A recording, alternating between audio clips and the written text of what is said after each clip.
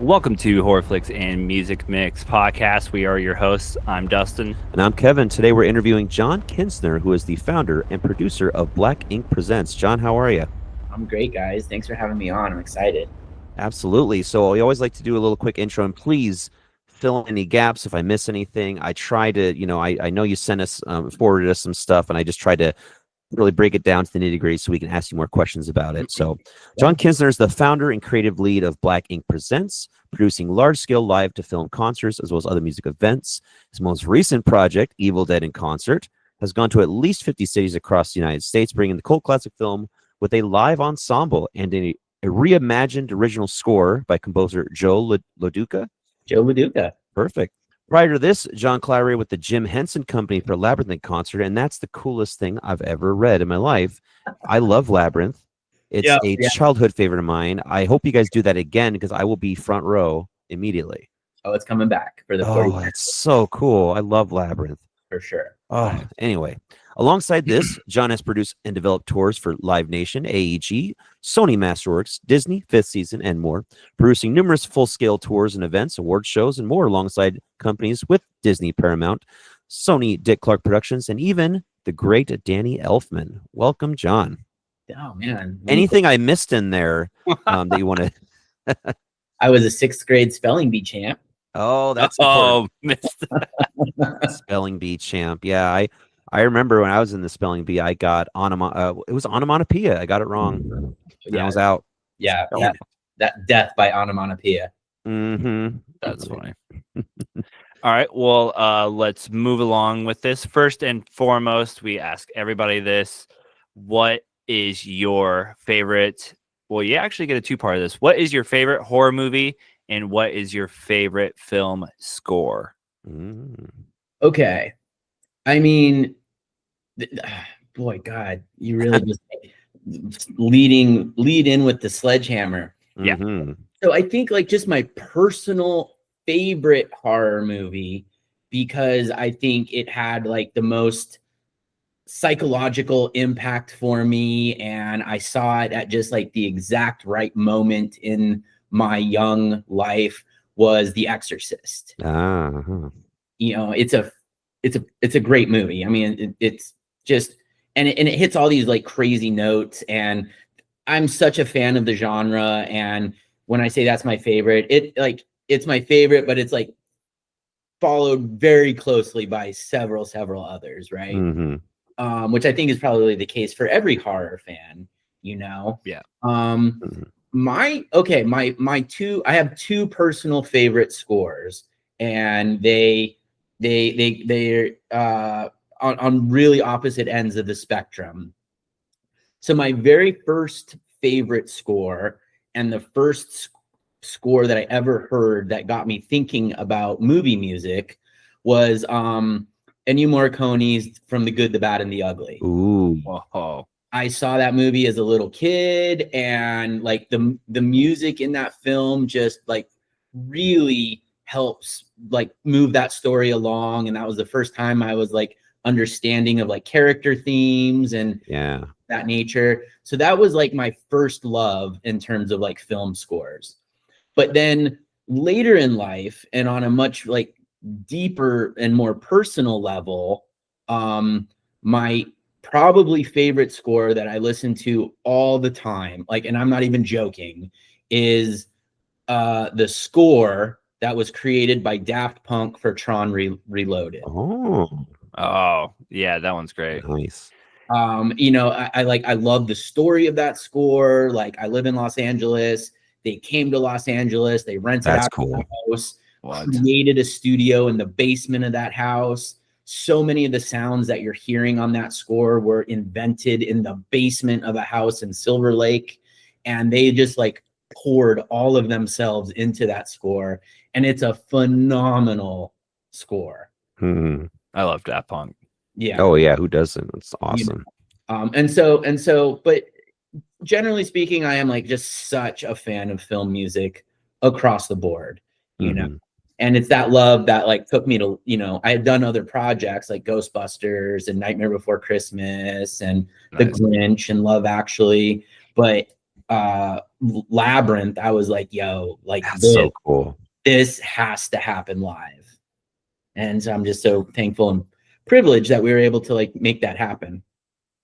That is so cool. Oh man. Well, then getting into, I mean, why we're here, obviously, as a horror podcast, you know, the fact that you did Evil Dead.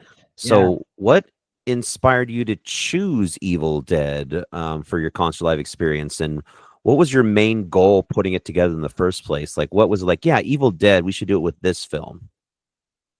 First of all, like I'm a huge fan of the franchise, like start to finish. And I have an special fondness for the original, right? I think when you're watching this film, there's like so many things that like we forget about, or like we kind of take for granted, or there's a lot of like deep dives into it. Like first of all, you know, a lot of this film is a love note to George Romero and how George Romero created his films in the Night of the Living Dead and the Dead franchise. And this is a direct response from Sam Raimi and Ted Raimi, who grew up watching those films and wanted to get into horror. And they put this film together in kind of the same guerrilla filmmaker fashion and went out and just like did it and made a film. And it's like a phenomenal result. It launched the career of Sam and Ted and Bruce and Joe LoDuca. And we are friends with Joe LoDuca.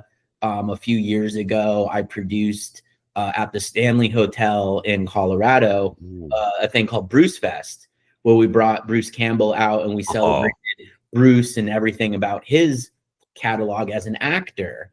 And, you know, the Stanley is like the quintessential horror hotel. Yeah. And we had a blast, you know. We sold like autographed chainsaws, and he did this thing called Watch With, which is like his version of Mystery Science Theater 3000, where he was like in front of the screen and he would like stop it and talk about the scene. That's the coolest thing. It was so much fun. And so as we went along, we were like, you know what, like Labryrinth, the inspiration for Labryrinth was really my love for Lou Adler and the Rocky Horror Picture Show. People respond to that in the theater. And I had done a lot of shows in like the symphony halls and the symphony spaces. And it's beautiful in those spaces, but like you can't do campy theater in the symphony halls. Like the format just doesn't work. It's a little too rigid, and the organizations are a little bit, I don't want to say uptight, but like just not super supportive of like 80s satanic panic punk rock. Yeah. You know? And so when you look at it through that lens of like, we're just trying to kind of recreate these Rocky Horror type of experiences with films that are adjacent to that. So Labryrinth falls into that category. Yeah. Evil Dead falls into that category. And we do a costume contest before the show. We encourage people to like shout and holler and scream and shriek, and just, you know, don't piss off the person next to you or in front of you or whatever. Be respectful, but have a good time. And that's really kind of like what motivates these specific treatments is like, is it cool? Are we going to get like a cool fan reaction? Can we encourage people to come out and have a good time in cosplay? Can we encourage people to come out and like slip into character and be around like-minded individuals? And is this like a fun cinematic experience? And Evil Dead checks every single one of those boxes. Absolutely. Oh yeah. Yeah, I went to the show here in Omaha with my wife. And funny that you just mentioned the Stanley, because afterwards she was like, I want to see that, but with The Shining. Yeah. Oh man. I was like, oh man, yeah, that'd be good. But there was parts in it, like I watched Evil Dead so many times and I didn't realize how much I didn't hear the score until I saw it played, and I was like, it was awesome. Yeah, so that's the thing, right? Especially with the music, like Joe's score is so good. And if you were like me, like you just got this on VHS as a kid and you watched it on like your little TV with the little shitty side speakers, you didn't really have an opportunity to like appreciate how good the score is. Yeah. So going into the third question here, what was the process like to sync the music up with the film in a new reimagined format? And were there any, or what difficulties did you have to work through in the beginning stages? So what we do, and I think a lot of film fans can appreciate this fact, that what we've done is, I've been a part of a lot of like scoring sessions in LA where the orchestra or the band is prepping music for a film, and they go into like a studio, or they go into a scoring stage on one of the film lots, and they have like all of this technology. They have like click track, and they have visual monitors, and they have punches and streamers that go across the screen that help keep them in time. They have bar counters that let them know where they're at in the piece and where they're at in the measure. And when you're looking at a scoring stage and they have all of this technology to kind of help keep them in sync, it's like, I bet we could replicate this like on the road. Like we could pack most of this up because the technology is so good now. Yeah. And like we can utilize a couple of media servers and some screens and some earpieces and actually replicate those conditions on stage for the musicians. And that's exactly what we've done. So you probably saw at the show in Yeah, Omaha, the little like iPads or something like that. like a little screen in front of them. They have an earpiece in, and they are seeing the movie, and there is a bar counter in the corner and streamers that go by that have a different color to them, and that lets them know when there are key changes coming up or there's pitch variations. And then they have a click, which is basically a metronome in their ear that they're like playing to, and all of that combined keeps them in sync with where we're at in the scene in the picture. Wow. Awesome. And so it does take a bit of technical wizardry to be able to like program all of that in the media server and into the playback sessions, and then sync that up in time going to the musicians and to the projector. But that's, we built the business on being able to do that and being able to do that at a high level. And it's just a phenomenal result when you get it right on stage. Yes. No, absolutely. That's really cool. And I unfortunately I didn't get to make this one, but if you come back with Labyrinth, I'm getting my ticket now. Yeah, where are you at? Omaha. I'm also in Omaha. Oh yeah, last time we were in Omaha with Labyrinth, it absolutely crushed. Like I think we sold that night out. Well, Labyrinth sold out a lot of nights, but we are 100% coming back to Omaha this fall. Sweet. I mean, whether it's that or definitely the Evil Dead again, or I have another question about future endeavors, but we'll get to that in a bit. And I know, Dustin, you can probably speak a little bit to this too. So like, I always love we're both musicians. So we like the setup. So like, what can you tell us about the details of like the mixing, the editing, the instruments that are being used, people behind the scenes that really make it, work, like some of the most tantamount people to help put it together. What can you tell us more about that? So on this one specifically, we worked very closely with Joe LoDuca on this specific orchestration and instrument count. And, he had at one point re-released this reimagined score on vinyl, but it was a very limited run. And so only a few people out there have it, because even the company that put it out went out of business some years ago. Right. And I to my understanding, that was the only release of it. So it's a very, very rare item that is floating around out there. But Joe, he's very attached to this score. It was his first. It got him going in the business. And we always wanted to be supportive of like, how can we put this out in a meaningful way? How can we do this in a special way and make you happy and make the fans happy? And so we worked very closely with Joe. So Joe actually basically hand delivered all of these parts and this specific orientation to us and said, this is it. Like, this is how we're going to do it. And it's not every time that you get like that level of involvement from the actual composer. When we did Labyrinth, we did not have the benefit of working with Trevor Jones. We had the score that the studio had. So we had the parts, but we didn't get like any input from him, because a lot of times when you're looking at the score, that's not totally the way that it was played in the studio and ended up on the film. Sometimes there are minor changes that happened on the fly, or a part got played differently in this because they were sitting there talking about it, being like, oh, this doesn't quite work, like let's play it this way, and that note didn't make it back to the score. So sometimes that type of stuff does happen, but in this case we were very fortunate that Joe was really hands-on, and because he's so hands-on, that actually made the setup and the delivery of this pretty simple, because he provided just like an incredible roadmap. Awesome. Yeah, it was like, it was a 6-piece, wasn't it? This orientation was a 6-piece. You know, and then there's a little bit of doubling in there, you know, on some of the parts, but essentially it's a 6-piece. We have performed it in the past, I think, as like an 11 or 12-piece. Oh wow. But that actually only happened once before the tour. Some years before the tour, in 2019 we actually did it down in Melbourne, Australia, for like a special Halloween event that we built with the symphony down there, and it was pretty cool. That's really sweet. Awesome.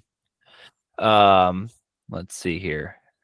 After this experience, do you have any plans to do this with any other films, particularly horror films? And if you could choose one of your dream films to do this with, what would it be? So in terms of like pipeline and things that we are contemplating right now, so in a much bigger setting and with a much bigger ensemble, we've recently just announced that we are premiering this December and then rolling out through North America as much as possible next year. I'm producing Hook in concert. Ooh. Oh wow. Which is, of course, a John Williams score and a Spielberg film. And so that band ensemble is about 77 pieces.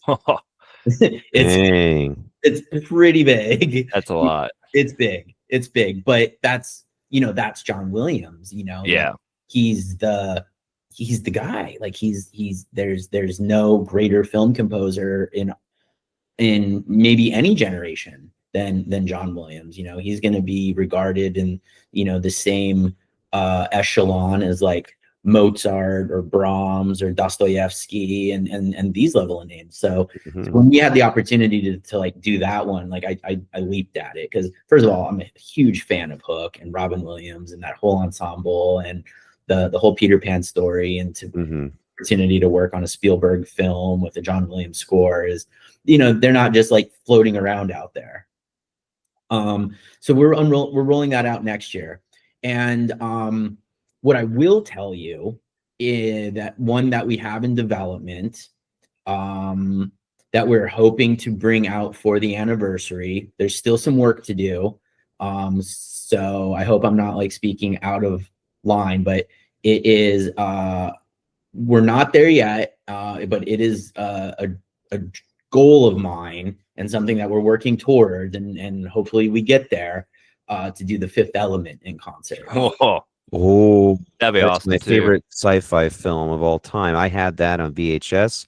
I watched it every day. And it's one of those that I always ask people about it in my school, and they'd be like, "Hell is that movie? What are you talking about?" I'm like, "It's the greatest movie ever," and that's cool. Yeah, so we're working with Eric Serra now on trying to get the music in a playable format, and of course Eric does a lot of like really unique sounds and instrumentation, and so there is a challenge ahead of us to get it there, but that the hope and the goal and the dream is to have it ready for the anniversary year of 2027 to do The Fifth Element. Yeah. Well, that's it. And then so with that what would be maybe one that you already have in place but you're putting in later? That kind of goes back to that question. What is, you have like a dream film, like if you could just like, if you had an unlimited budget and you had everyone you needed, what would be like the one dream film you want to do this kind of experience with? I mean, I think going back to probably my favorite score, I think the dream experience would be to do with Daft Punk, with an orchestra, you know, Tron Reloaded as that'd be sweet. That'd be nuts. and to see the guys there, their helmets surrounded by an orchestra with this giant screen above them and like a beautiful production ensemble of lighting, maybe even like laser mapping to the tip top extent that production is capable of, basically doing like an EDM orchestra rendition of that whole film and concert. Oh, that would sell it everywhere. Oh, I mean, we could probably do a residency at MSG with that for a couple weeks. Oh my gosh, absolutely. I wish I could see Daft Punk. Yeah, same. And it's so hard, you know, like I mean, this is public knowledge, but you know, Disney kind of like ruined the relationship with Daft Punk after that score came out. And this is all public, but maybe you know, as public as you know, as people know, because I'm like a deep diver on this stuff. But Daft Punk, like Disney basically greenlit a remix album of that score. Yeah. And Daft Punk was like pretty upset about that. Right, especially to get their permission. I feel like that would be, I bet there's some rights litigation, all that nonsense. I imagine. No wonder they were probably like, nah, we're not going to deal with that anymore. Yeah, and so if you're so inclined, like I think even their manager like put out like a giant letter, and I think it's still like floating around on Reddit somewhere about like what happened. Oh yeah. Did you see or listen to Tron Ares? What did you think of Nine Inch Nails version? So I really, really, really like that album. I think from like a brand perspective, if you have to follow up the Daft Punk album, Nine Inch Nails was a great choice. The thing that I personally have a hard time reconciling is the fact that we're trying to combine Disney and a Nine Inch Nails album. Right? So I think that honestly, like, I think that you can't actually do a Nine Inch Nails album for Disney. Yeah. Right? I think that it was really more playing towards the fan base and the marketability of the Nine Inch Nails brand, which all makes like total sense. But I think that if you're really putting out a Nine Inch Nails album, it is probably not Disney appropriate. Yeah. That's the thing. I think with Disney, it's like they have such a wide net now. I mean, they have like they have the Alien property now. So it's like, obviously they have to reconcile with that. Like the kid friendly Disney is not what we really see anymore, but no, that's very fair. But still, like, Nine Inch Nails, you know, to say that they're like doing a Disney album, they almost seem diametrically opposed. Yeah, no, absolutely. Well, gosh, John, we really appreciate you. We thank you so much for joining us. So I would have like 20 more questions, but obviously I know we only have so much time. But the biggest thing is, where can we and the audience follow you on socials? Where can we find out more information, or where to follow Black Ink Presents and just your upcoming calendar and upcoming events and all of that? Totally. So I am not I'm very analog, so I'm not personally on socials outside of like Facebook for my family and LinkedIn for business. But you can follow Black Ink Presents on Instagram at Black Ink Presents. You can check out our website, blackinkpresents.com. But that's about the extent of it. We don't occupy like a large social presence, and we don't put actually a lot of time or effort into social media. Mostly for mental health reasons. You know, it's a godless place, and you know, we kind of like appreciate like allowing our work to speak for itself out there in the marketplace. And we do business with a lot of great promoters in a lot of great cities. And but if you're so inclined, we do have an Instagram account at Black Ink Presents. That's awesome. Excellent. And that's going to be it for this week. Thank you guys so much for joining us. And if you enjoyed this episode, please give us a 5-star review wherever you listen to your podcasts. You should give us likes on Facebook, on Instagram. We got TikTok, and now we have YouTube. And also follow us on Letterboxd, where you can read all the reviews of all the darn movies we watch. We watch so many damn movies. Dustin, what's your Letterboxd again? It is Dustin at HFMM Pod. Mine is Kevin at HFMM Pod. And John, do you use Letterboxd at all? Nope. No. Oh, that's okay. Don't worry about it. He said he's off, dude. We always like to ask our guests in case, because we use it religiously for us film nerds. So I wish that was the only social media. yeah, that's all we It's need. just movies. Mhm. Totally. Now, I just, as an elder millennial, I started out with MySpace and then moved to Facebook and then Mhm. migrated to Instagram. And then, I have, a business now and a family and a kid. And I'm just like, I don't need any of this. This is Yeah. not a content creator. I'm a stage creator. I'm an experience creator. And it's just not an important piece of my life. Absolutely. And that, trust me, that you're not missing much on there. So not at all.